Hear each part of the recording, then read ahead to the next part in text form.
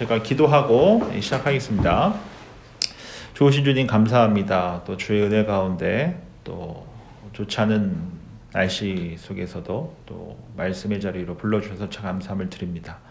오늘 제 육과 흔들리지 않는 구원에 대해서 함께 살펴보고자 합니다. 하나님께서 우리를 택하시고 자녀 삼아 주시고 끝까지 영원히 책임져 주신다는 그 흔들리지 않는 구원에 대해서 함께 살펴보면서 주의 은혜에 감사할 수 있는 복된 시간 되게 해 주십시오. 예수님의 이름으로 기도합니다. 아멘. 예, 오늘 이제 본문 우리 로마서 1장 16절 말씀인데요. 우리 함께 좀 보도록 하겠습니다. 로마서 1장 16절 우리 한 목소리 읽겠습니다. 내가 복음을 부끄러워하지 아니하노니 이 복음은 모든 믿는 자에게 구원을 주시는 하나님의 능력이 됨이라. 먼저는 유대인에게요 그리고 헬라인에게로다. 아멘. 예, 오늘 이제 1번으로 첫 번째로 우리가 한번 살펴보고 싶은 것은 우리가 왜 구원을 받아야 하는가? 죄인이기 때문에 우리는 구원을 받아야 한다라는 것입니다. 그래서 이 부분에 대해서 우리가 조금 더 구체적으로 조금 어려운 내용일 수도 있는데 조금 더 신학적으로 우리가 볼 수 있는 부분을 저는 이제 칼빈의 5대 교리라고 제가 나눠드린 이 5개의 아주 중요한 내용이 있어요. 저희가 왜 신학을 공부해야 한다고 했습니까? 신학을 공부해야 되는 이유는 신앙생활을 어느 정도 하셨으면 사실은 여기 계신 분들 모두 다 신학자시고 전문가세요. 그런데 나의 하나님이 분명히 있으시잖아요. 그러나 목회자를 통해 또는 교사를 통해 공부를 하면 어떻게 됩니까? 조금 더 확장되잖아요. 그래서 내가 믿는 하나님, 내가 아는 하나님만이 아니라 성경을 통해 또 학자들을 통해 목회자를 통해 주시는 말씀을 통해 확장이 일어나기 때문에 우리는 조금 더 객관적이고 풍성한 내용을 갖고 하나님을 알아갈 수 있지 않습니까? 그러한 토대로서 저는 이 칼빈의 5대 교리를 좀 어려운 내용일 수도 있지만 그래도 특별히 장로교회의 교인으로서 이 흔들리지 않는 구원이 왜 우리에게 적용이 되는지를 가장 잘 알려줄 수 있는 뼈대와 같은 교리가 저는 이 칼빈의 5대 교리라고 생각을 해요. 그래서 첫 번째로 우리가 왜 구원을 받아야 되느냐라고 했을 때 뭐라고 쓰여져 있습니까? 우리 한번 읽어볼까요? 전적 타락.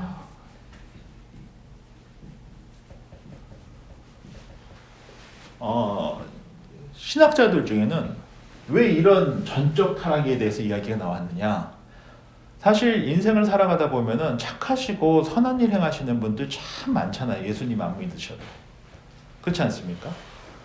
오히려 더 괜찮은 분들도 적지 않게 봬요. 예수님을 믿지 않음에도 불구하고 너무 괜찮으신 분들 많이 있거든요. 그런데 이게 어떤 분들에 의해서는 내가 맘만 먹으면은 얼마든지 하나님 말씀 다 지킬 수도 있고 내가 맘만 먹으면 더 거룩하고 선하게 살 수도 있어 라고 생각하는 경우가 있다는 것이죠. 그런데 우리 특별히 칼빈의 그 신학 어떤 노선 속에 있는 이 장로교회 교인으로서 우리가 전적으로 꼭 기억하셔야 될 것은 우리는 부분적으로 타락한 존재가 아니라 완전히 전적으로 타락한 존재다라는 것을 아는 것이 참 중요합니다. 왜냐하면 그렇기 때문에 우리 스스로 뭐 할 수 없는 거예요? 구원할 수 없는 것입니다. 제가 지난번에도 말씀드렸던 것처럼 수영을 해서 1시간 정도 태평양 바다에서 잠깐 허우적거릴 수는 있겠지만 시간이 지나면 저체온증 올 것이고 힘이 다 빠져서 결국 스스로 살아날 수 없거든요. 이것이 인간의 제한적인 존재이기 때문에 이 칼빈의 5대 교리를 통해서 우리가 첫 번째로 이해해야 될 것은 뭐다? 우리는 부분적으로 타락한 존재가 아니라 완전히 totally 타락한 존재다라는 것을 우리가 아는 것이 참 중요합니다. 두 번째로 우리가 하나 더 기억하셔야 될 것은 무조건적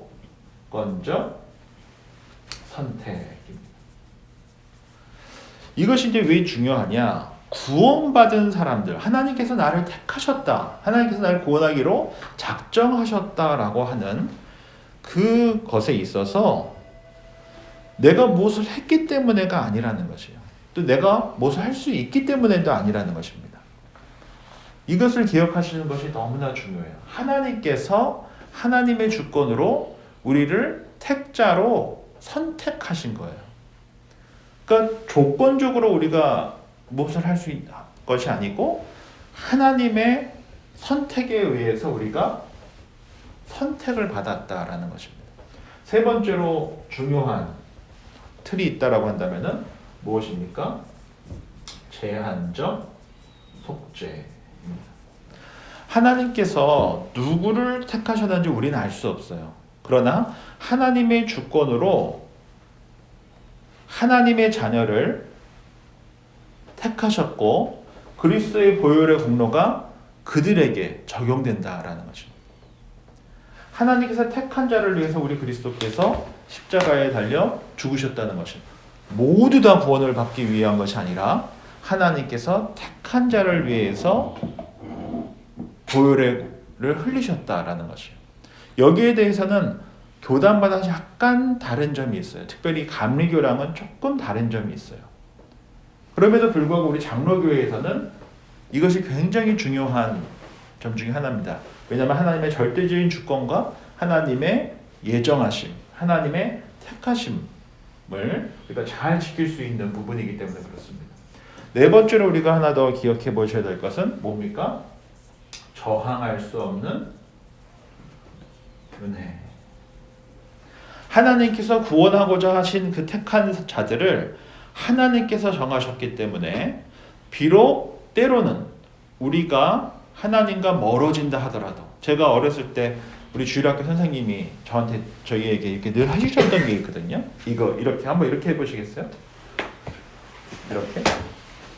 우리는 살면서 하나님을 놓기도 하지만 하나님께서는 우리의 손을 절대 놓지 않으신다.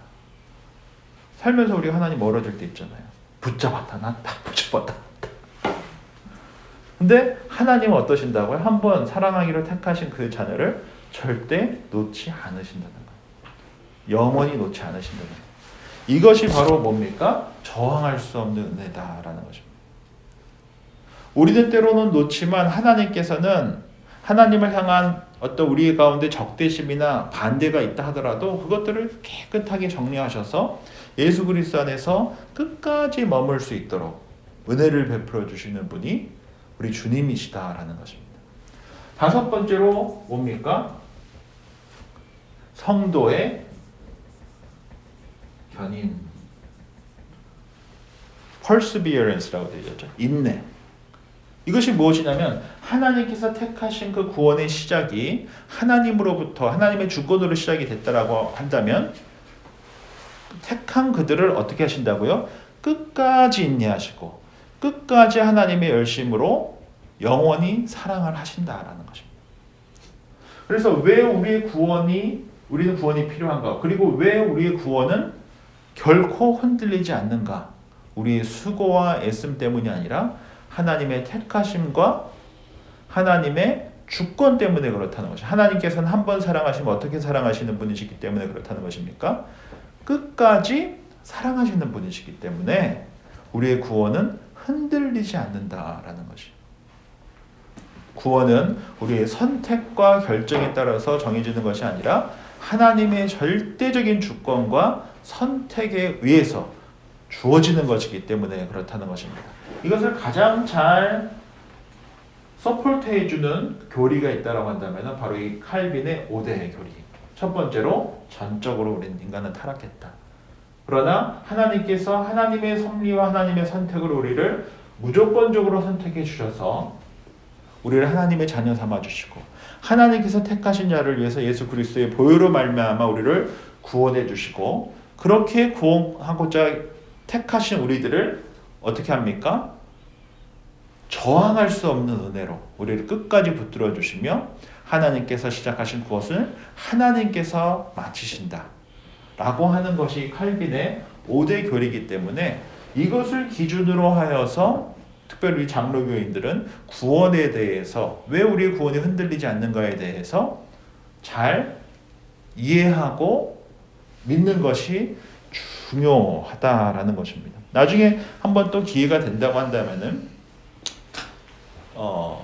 교단마다 칼빈주의 또는 알미니안주의 또는 웨슬리안주의 약간씩 달라요. 거의 차이점에 대해서도 나중에 좀 이야기해 볼 수 있는 시간과 또 동시에 한국교회 가운데 갖고 있는 어떤 맹점들이 있어요. 장로교인임에도 불구하고 이 튤립교리를 잘 이해하지 않은 상태에서 부흥 집회, 전도 집회를 워낙 많이 다니셨었기 때문에 거기에서 오는 어떤 약간의 부딪힘들이 있어요. 그런 것들에 대해서 왜 한국교회에 이렇게 기복적인 신앙이 많이 있는지 그 부분에 대해서도 다음에 한번 기회가 되면은 함께 살펴보는 시간을 갖도록 하겠습니다. 두 번째로 우리가 기억해야 될 것은 우리가 어떻게 구원받는가. 우리가 어떻게 구원을 받습니까? 무엇으로 구원받죠? 믿음으로 구원을 받지 않습니까? 그렇다고 한다면은 믿음이란 무엇이냐? 바로 십자가로 우리를 구원하신 예수 그리스도의 공로를 선물로 받는 통로이자 도구인 것이에요. 마치 집에 수돗물을 사용하기 위해서 뭐가 필요합니까? 수도관이 있어야 물이 들어올 거 아니에요. 그런 것처럼 하나님께서 예수 그리스도를 통해서 이루신 그 구원이 믿음이라고 하는 그 수도관을 통하여서 우리에게 전해진다라는 거죠.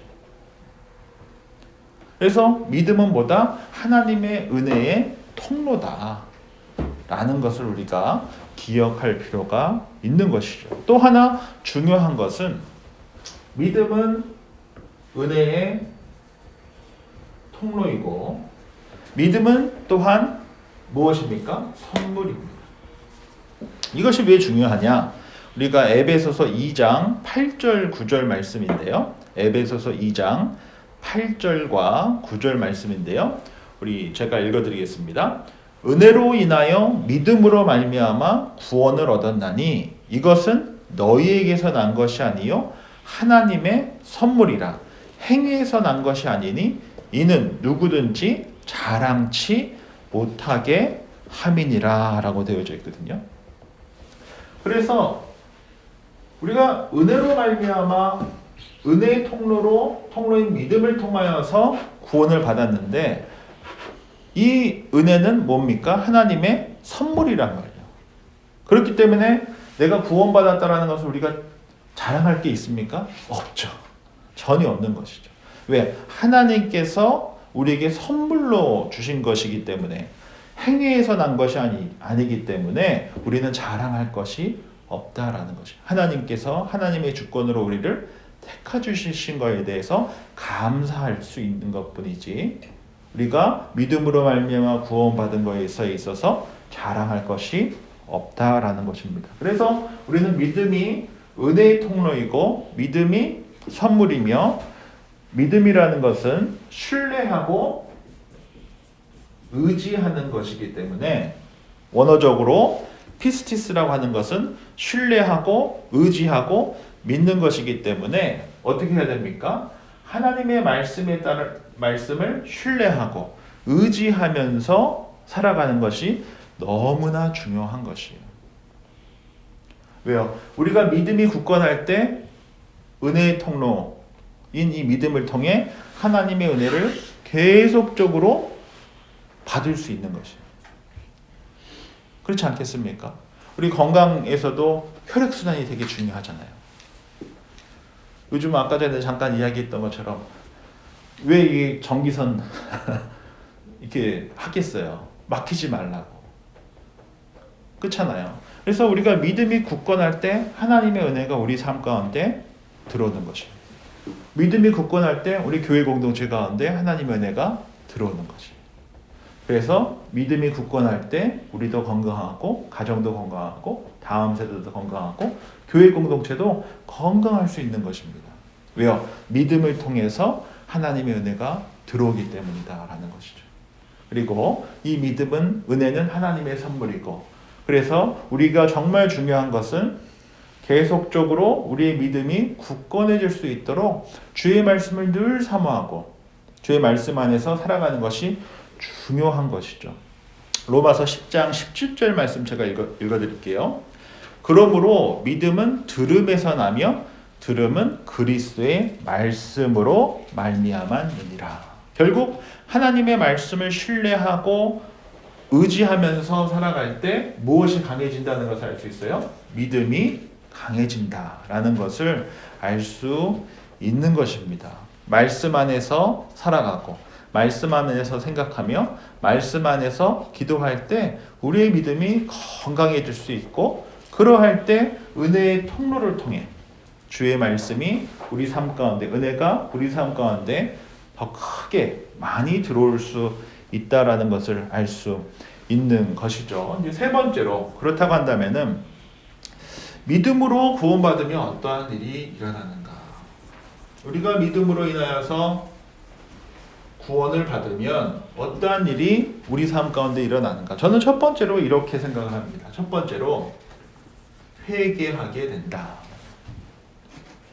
우리가 믿음으로 구원을 받게 되면은 회개하게 됩니다. 회개라는 것이 무엇이라고 했습니까? 내가 잘못했다는 것을, 내가 죄인이라는 것을 인정하고 내가 하나님의 자녀로 살겠습니다. 라고 하는 삶의 180도 변화가 일어나는 것이에요. 그래서 회개에는 두 종류가 있습니다. 첫 번째가 뭐냐면 일회적인 회개. 그래서 이것을 뭐라고 하냐면 회심이라고 해요. 회심. 예수님을 모르고 살았어요. 하나님 필요 없이 살았어요. 그냥 잘 살았어요. 근면 성실하게 살았어요. 책임감 있게 살았어요. 그게 잘못된 게 아니잖아요. 그런데 하나님 보시기에 누구 없이 살았습니까? 하나님 없이 산 거예요. 하나님, 제가 여태까지 하나님 없이 살았습니다. 하나님의 자녀임을 이제 깨닫게 되었습니다. 이제 하나님 없이 사는 삶이 아니라 하나님의 자녀로서 살아가겠습니다. 그것이 뭐라고요? 회개라는 것이에요. 회개. 이것을 일회적인 회개라고 할 수 있습니다. 단회적인 회개라고 할 수 있습니다. 이것을 뭐라고 얘기합니까? 회심이라고 이야기해요. 빛으로 오신 예수님께서 우리의 삶에 빛을 비춰주시자 우리가 어둠 가운데 있었다는 것을 깨닫고 주님의 그 빛으로 우리에게 나아가기로 결정한 것이에요. 죄를 고백하며 살아가는 것입니다. 두 번째는 무슨 회개라고 할 수 있을까요? 반복적인 회개. 반복적인 회개는 그래서 두 종류가 있습니다. 제가 지난번에 설교를 통해서도 반복적으로 말씀드렸지만 회개는 그냥 부끄러운 시간, 정죄만 당하는 시간이 아니에요. 이 시간은 돌아서는 시간이기 때문에 오히려 감사하는 시간, 기쁜 시간, 환희가 넘치는 시간인 것이에요. 내가 지금 잘못된 길로 가고 있었다는 것을 딱 깨달았어요. 그러면 머릿속에서 이렇게 딱 치면서 아우 바보 같아 이럴 수 있잖아요. 그래 놓고 어떻게 하면 돼요? 돌아서서 앞으로 나아가면 되는 것이에요. 내가 잘못된 줄 알았는데 끝까지 고집 부리고 가면은 오히려 이게 큰일 나는 거죠. 그렇지 않습니까? 인생을 살아가면서 자존심 때문에 고집 때문에 때로는 못 고를 때가 있어요. 너무 우리 자주 경험하잖아요. 틀린 줄 알면서도 끝까지 고집 부릴 때 있잖아요. 이것이 잘못된 거잖아요. 회개라는 것은 돌아서는 거예요. 그리고 옳은 길로 빛의 길로 나아가는 것입니다. 그래서 회심이 일어나고 나서 이제 반복적인 회개를 하면서 살아가게 되는데 여기에 대해서 제가 말씀드리고 싶은 것은 부끄러워하지 말아라. 괜찮다라는 거죠. 왜냐하면 하나님께서는 우리가 예수님을 닮아가기를 바라세요. 궁극적으로. 가장 바라시는 것은 내가 뭐 죄책감 갖고 잘못된 거 하고 실수하고 여기에 방점이 찍혀 있는 것이 아니고 예수님께 예수님을 닮아가기를 바라시거든요. 이것이 뭐라고 합니까? 나중에 성화라고 하는 것이. 우리는 완벽하지가 않습니다. 하나님만 온전하시고 완벽하세요. 가면서 우리가 생각이 틀릴 때도 있고 말을 잘못할 때도 있고 잘못된 마음을 먹을 때도 있어요. 거기에 대해서 하나님께 우리가 정직하게 고백하고 돌아서면 돼요. 그러면 하나님께서는 기억하지 않으신다고 하셨어요. 왜요? 하나님의 자녀로서 예수님을 닮아가는 삶을 살아가기를 바라시기 때문에 그렇다라는 것입니다. 그래서 저는 이 회개가 기쁨의 시간이 되었으면 좋겠어요. 왜냐하면 하나님께 나아가는 것이기 때문에, 예수님을 닮아가시는 것이기 때문에 그렇다라는 것이죠. 또 하나 이제 하나 더 생각해 보실 것은, 우리가 이것을 이제 어떻게 구체적으로 또는 신학적으로 이것을 우리가 정리할 수 있겠느냐라고 했을 때, 이미 다 우리가 그 로마서를 통해서 세 가지 단어를 배웠었죠. 첫 번째가 뭡니까? 칭의. 두 번째가 성화. 세 번째가 영화. Justification, Sanctification, Glorification. 그래서 믿음으로 구원을 받는다라는 것이 이러한 과정 속에서 일어난다. 과정 속에서 구원이 완성된다라는 것을 우리가 이미 로마서에서 한번 살펴봤죠. 그러면 첫 번째로 한 번 더 우리가 복습 차원에서 본다고 한다면은 이 칭의가 뭡니까? 죽을 수밖에 없는 죄인을 하나님께서 구원하셔서 하나님의 자녀로 삼아주신 것이에요. 칭의, 의롭다라고 해주신 것이에요. 하나님께서 우리를, 세상에 수많은 사람들이 있는데 우리를 불러 모으셔서 하나님의 자녀 삼아주신 것이에요. 그리고 의롭다 해주세요. 이것을 뭐라고 했습니까? 이신칭의. 기억나시죠? 이신, 믿음으로 말미암아 의롭게 된다. 그렇게 하나님께서 우리를 하나님의 자녀로 양자 삼아주신 것이에요. 하나님 나라 나무에 접붙임바 시켜주신 것이에요. 그렇게 우리를 불러주신 것입니다. 의롭다고 가족 삼아주신 것이에요. 이것이 칭의예요. 그러면 우리가 만약에 어느 한 가정에 어덥션이 됐어요. 그러면 어덥션이 됐다고 한다면은 그 가정에 뭐 해야 됩니까? 적응하고 살아야 되잖아요. 거기서 지켜져야 할 룰을 따르고 그간에서 함께 더불어 살아야 되잖아요. 이것이 뭡니까? 성화인 거예요. 성화. 그래서 성화라는 것이 뭡니까? 거룩하게 변화되어져 가는 것이. 이것을 가장 잘 보여주는 성경 내용이 있다고 한다면은 무슨 내용이라고 볼 수 있을까요? 출애굽기예요. 출애굽기. 이스라엘 백성들이 애굽에 갔습니다. 그리고 거기서 번창은 했는데 뭘로 살았습니까? 애굽의 종으로 살았어요. 그래서 신임과 아픔 속에서 주님께 기도하자 하나님께서 예비하셨던 모세를 보내셔서 10가지 재앙으로 그들을 심판하시고 그들을 데리고 어디로 가게 하여 첫 번째가 홍해를 건너게 하시잖아요. 동쪽에서 바람이 부르고 바다가 갈라지고 어떻게 됩니까? 땅이 마른 땅이 되잖아요. 그 마른 땅을 하나님께서 사랑하신 이스라엘 백성들이 건너게 돼요. 그래서 이 사건을 신약 성경에서 뭐라고 합니까? 세례받았다라고 해요. 세례받았다.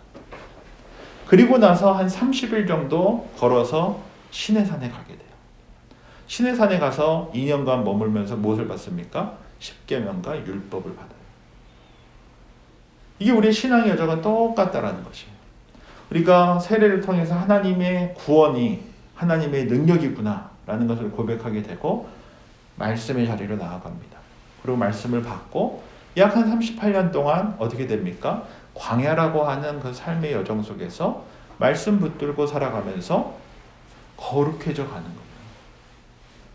그때 우리 하나님께서 어떻게 해주셨습니까? 이스라엘 백성들에게 구름 기둥과 불 기둥으로 가야 할 길을 보여주시고 만나와 메추라기로 먹을 것을 입혀주시고 그 과정 속에서 율법을 지키며 말씀을 사랑하며 살아가는 하나님의 거룩한 백성이 되게 하셨단 말이에요.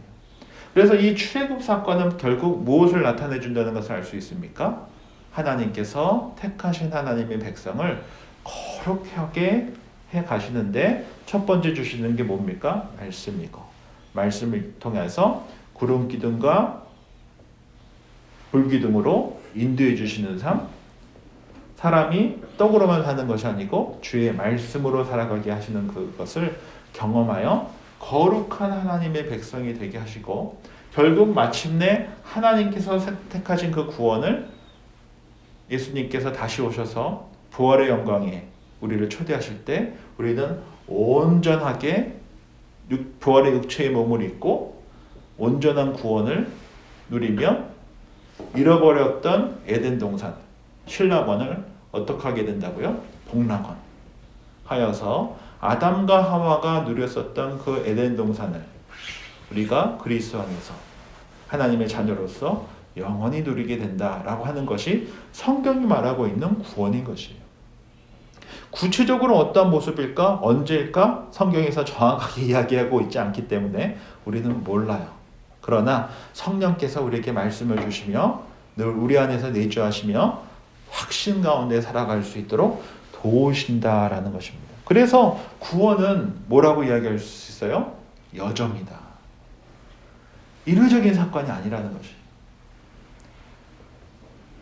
구원은 여정입니다. 이스라엘 백성이 광야 생활을 했듯이 우리 삶이라고 하는 광야 속에서 성화의 여정을 거치게 되어 있다는 것입니다. 그래서 회개가 중요하고 회개를 통하여서 돌아서는 것이 중요하고 그 가운데서 거룩이 만들어지고 주님을 닮아가는 것이 참으로 중요합니다. 이것까지 구원이라는 것입니다. 그리고 하나님께서 시작하신 구원을 하나님께서 반드시 이루실 것이다. 그것을 믿고 살아가는 것이 참으로 중요하죠. 그럼 네 번째 질문은 이렇습니다. 그렇다면 우리 이런 질문을 갖게 돼요. 성도로 살아가던 분이 중간에 타락하면 지옥에 갑니까? 이런 질문을 할 수 있잖아요. 그런 질문이 들 수 있지 않겠습니까? 저는 이렇게 믿습니다. 아까 전에 제가 오늘 타이틀이 뭐죠? 흔들리지 않는 구원이라고 했어요. 그리고 칼빈의 5대 교리를 통하여서 전적 타락, 무조건적인 선택, 제한적 속죄, 저항할 수 없는 은혜, 성도의 견인이라고 하는 이 틀을 갖고 우리가 구원을 이해하는 것이 중요하다라고 말씀을 드렸어요. 왜 그렇습니까? 하나님께서 구원하기로 한 그 택자는 하나님께서 반드시 어떻게 하신다고요? 책임지신다. 이 믿음을 갖고 살아가는 것이 너무나 중요합니다. 그래서 한 번 믿은 사람의 구원은 어떻게 된다? 영원히 보장된다. 그 구원은 흔들리지 않는다. 아까 전에 말씀드린 것처럼 나는 하나님의 팔뚝에 있는 내 손을 놓을다 한다라도 하나님은 내 손을 한 번 잡은 그 손을 어떻게 하신다고요? 절대로 놓지 않으신다.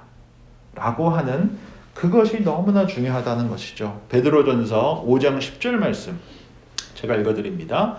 모든 은혜의 하나님 곧 그리스도 안에서 너희를 부르사 자기의 영원한 영광에 들어가게 하신 이가 잠깐 고난을 당한 너희를 친히 온전하게 하시며 굳건하게 하시며 강하게 하시며 털을 견고하게 하시리라. 뭐라고 말씀하고 있습니까? 모든 은혜의 하나님 그리스도 안에서 너희를 부르사 자기의 영원한 영광에 들어가게 하시니가 잠깐의 고난을 있다 하더라도 반드시 온전하게 하시고 굳건하게 하시고 강하게 하실 것이다. 빌립보서 1장 6절입니다. 너희 안에 착한 일을 시작하신 이가 그리스도 예수의 날까지 이루실 줄을 우리는 확신하노라. 착한 일을 시작하신 예수 그리스도께서 예수의 날까지 반드시 그 일을 이루실 것이다 라고 말씀하고 있는 것입니다. 오히려 저는 이렇게 우리가 물어볼 필요가 있어요. 이 흔들리지 않는 구원에 대해서 그 하나님에 대한 감격과 하나님의 말씀 안에서 우리가 성장하는 이 성화의 삶을 살아가는 것이 참으로 중요합니다. 그런데 제가 이런 이야기를 들은 적이 있어요. 한 권사님이 연세가 많으셨는데 이제 돌아가실 그 사형 선고, 사망 선고를 받으신 거예요. 병원에서.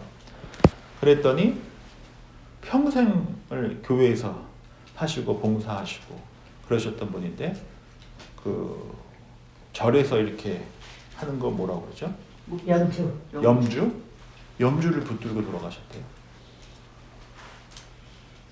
평생을 교회에서 굉장히 오랜 세월을 교회에서 하셨는데 죽음 앞에서 우리 교회 말고는 체득에도 다 이거든. 예 들고 목주니까 다니는 기도하라고 이렇게 계속 차 타면서 버스 타고 네. 가는데 같은 거예요? 이제 용도가 천주교에서는 근데 이름을 천주교가 써서 절하고 비슷해요. 절에서 부르는 음. 똑같은데. 저도 이거 잘 모르는데 제가 이제 그 얘기를 듣고 이제 느낀 게 생각했던 게 뭐냐면 교회에서 가장 중요한 것은 말씀과 기도와 바른 구원에 대한 이해예요. 그 다음에 봉사도 하는 거고 뭐도 하고 이러는 거예요. 이게 거꾸로 돼버린 거예요. 거꾸로. 교회 생활만 하신 거예요. 봉사만 하신 거예요. 그래서 제가 베리 교회에서 정말 계속 반복적으로 강조하는 게 우리가 어떻게 구원을 받는다라고 말씀하고 있어요? 은혜로 구원받아요. 그 은혜의 통로가 뭡니까? 믿음입니다. 믿음 없이 봉사할 수 있습니까? 없습니까? 있어요. 그렇잖아요. 교회 생활만 하실 수도 있는 거예요. 그런데 죽음이라고 하는 그 우리가 어떻게 할 수 없는 거기 앞에서 누구를 따라갔냐? 옛날 엄마가 기억나는 거예요. 엄마가 붙들고 사셨던 거. 염주를 기억한 거예요. 그러면 그 사람은 목사님은 구원을 받았다고 모르겠어요. 생각하십니까? 저는 모르겠어요. 그러나 제가 이것이 주는 굉장히 중요한 저는 메시지가 있다고 생각해요. 우리가 신앙생활을 할 때 180도 돌아선다라는 것은 내가 이전에 믿고 옳다라고 익숙한 것들 있잖아요. 왜 없어? 다 있으실 거 아니에요. 어렸을 때부터 보셨던 거. 그걸로부터 180도 돌아서셔야 돼요. 이게 믿음의 시작입니다. 그리고 그 믿음으로 통하여서 하나님의 은혜가 우리 삶에 들어와야 돼요. 말씀을 통해. 믿음이 강해지셔야 돼요. 우리가 구원받는 것은 믿음으로 구원받는 것이지 행위로 구원받는 것이 아닙니다. 이것이 우리 교회 공동체 가운데서 특별히 구역장님들이나 또 영적으로 뭔가 섬기시는 분들, 리더십에 있으신 분들이 반드시 기억하셔야 될 게 바로 이거예요. 믿음의 분량만큼 섬기게 되어 있습니다. 그래서 믿음을 통하여서 하나님의 은혜가 들어오고 있는 분이 섬기셔야 돼요. 안 그러면은 그냥 일만 하시다가 믿음 없이 교회 생활만 하실 수도 있어요. 그분이 구원받으셨는지 안 받으셨는지 저는 모르죠. 그러나 한 가지 확실한 것은 죽음이라고 하는 그 우리가 피할 수 없는 그거 앞에서 옛날 엄마가 붙들고 계셨던 그걸 붙드셨다는 거예요. 그래서 저는 이 구원이